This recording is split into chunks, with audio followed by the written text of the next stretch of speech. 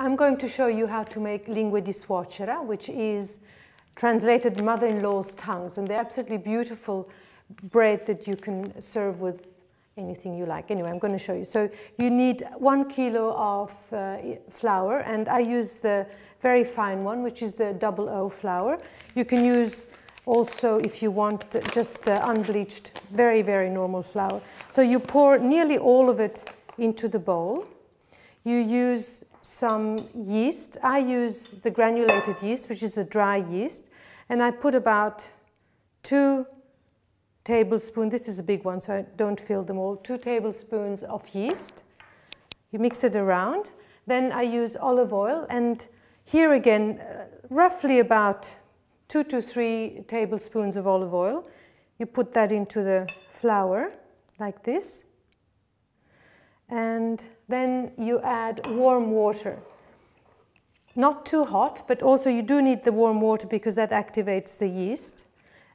Roughly 2–2.5 cups. So you put that in, you mix it, and then of course don't forget the salt, because I think salt is quite important, and I put about 1 little spoon like this of salt. So you mix it all around. I find it is easier if you add a little bit more water than not enough. So you can always add some more flour, but to add the water afterwards is just a little bit too difficult. So the consistency has to be roughly like this. So it's a bit sticky, but not too much. There you go. And then you add a little bit of the remaining flour on the surface. You take out the dough, and then you start kneading it. And the way you do it is you press with the back of the hand, with the palms, you press down, then you fold. You press down, and then you fold. And you just keep doing this until the dough becomes really beautifully elastic and shiny.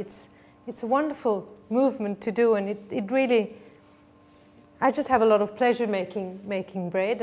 And with this dough you can make just little grissini you can make pizza dough. So this is a really wonderful basic recipe to know how to make. When it's nice and elastic, you shape it into a little ball, and the way you know if you've kneaded it enough is with a knuckle, you press down like that, and if it bounces back, it's enough. So you gather it together like this. You put a little bit of olive oil in your bowl, and this is to keep the dough from drying. Then you take your little ball, you roll it around in that oil, shape it really nice, like this, and then you cover it with a clean cloth, and you leave it for roughly about an hour if you have time.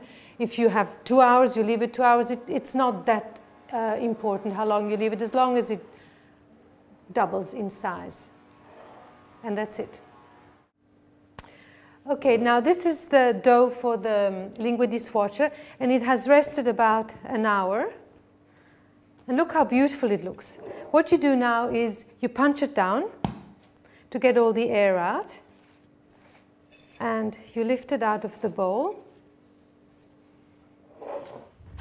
Put a little bit of the flour on the surface. So you see, you literally use 1 kilo of flour, maybe a few grams less. And you knead it again to get all the air out. So you just press like this, get all the air out, and then you break out a little piece. Get rid of this so you can see better. And on your floured surface, you make it into a mother-in-law's tongue.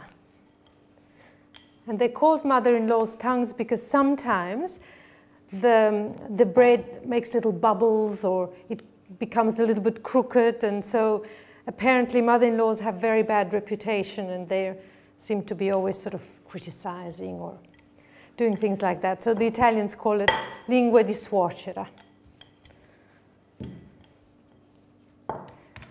You can put it on an oiled oven dish. I find it easier if you put the baking paper. So what I do is I put a little bit of water on like this, so that the paper sticks to it easily. It doesn't sort of roll around like that. And then you put your Lingue Di Suocera on, just like this. What you can do is you can use a little bit of rosemary, and you can cut it very finely and mix that in with one of the Lingue Di Suocera, which is really nice. It gives it a nice rosemary flavor. So I just sprinkle it like that. I take a little piece, maybe a little bit more of dough, and just knead it like that where the rosemary is, so that gets into the dough. And then again, you stretch it out into a spotted mother-in-law's tongue.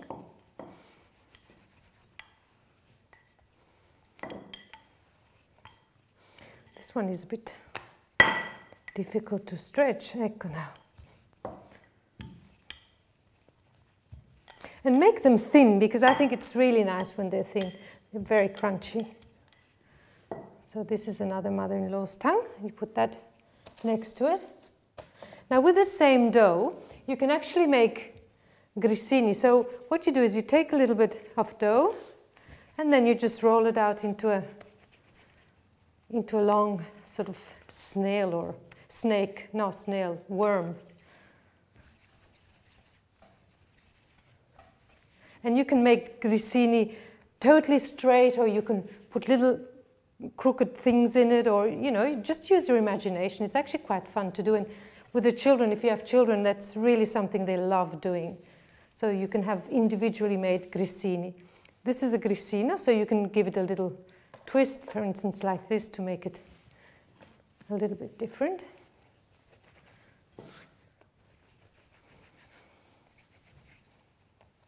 And as I said, you can also make pizza with this. So you just use the dough and flatten it out, and then you put your favorite toppings on. So it's a very versatile recipe, this one here. Ecco, this is another grissino. And you can also, you can also put rosemary. This is not coming up very well here.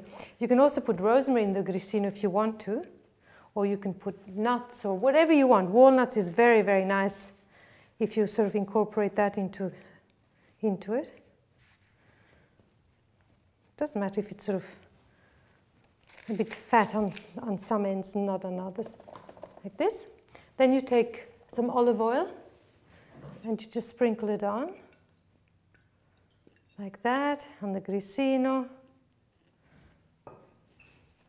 Just make it even. And then some salt.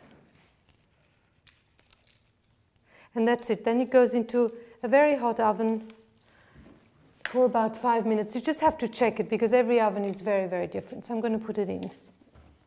I'm going to take out the mother-in-law's tongues.